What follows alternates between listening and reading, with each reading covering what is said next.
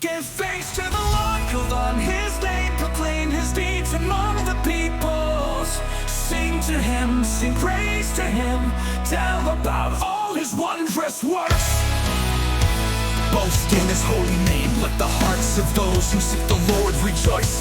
Seek the Lord in his strength, seek his face always. Remember the wondrous works he has done, his wonders and the judgments he has pronounced. You offspring of Abraham, his servant, Jacob's descendants, his chosen one. He's the Lord our God, his judgments govern the whole earth.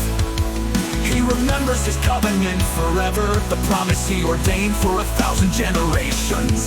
The covenant he made with Abraham, swore to Isaac, and confirmed to Jacob as a decree, and to Israel as a permanent covenant. I will give the land of Canaan to you as your inherited portion. When they were few in number, very few indeed, and resident aliens in Canaan, wandering from nation to nation, and from one kingdom to another.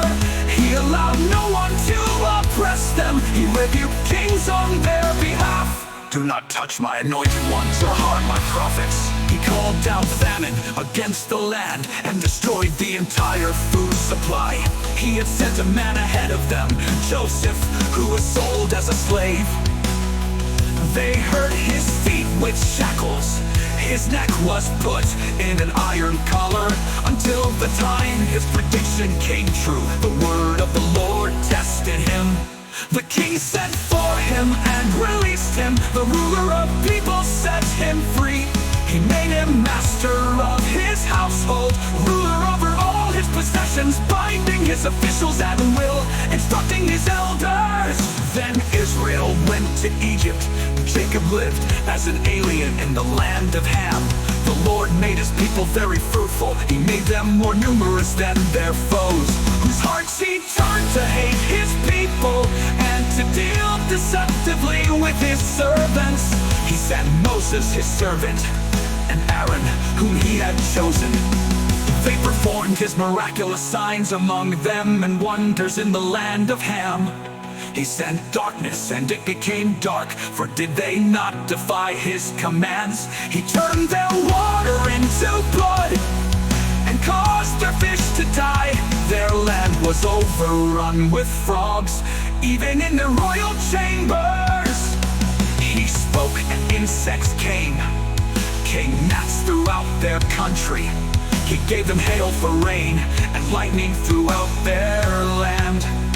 He struck their vines and fig trees and shattered the trees of their territory. He spoke and locusts came, young locusts without number. They devoured all the vegetation in their land and consumed the produce of their land. He struck all the firstborn in their land, all their first progeny. Then he brought Israel out with silver and gold, and no one among his tribes stumbled. Egypt was glad when they left, for the dread of Israel had fallen on them. He spread a cloud as a covering and gave a fire to light up the night. They asked and he brought quail and satisfied them with bread from heaven. He opened a rock and water gushed out. It flowed like a stream in the desert.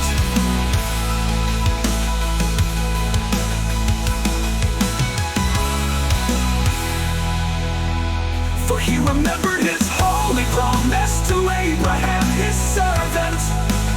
He brought his people out with rejoicing, his chosen ones with shouts of joy.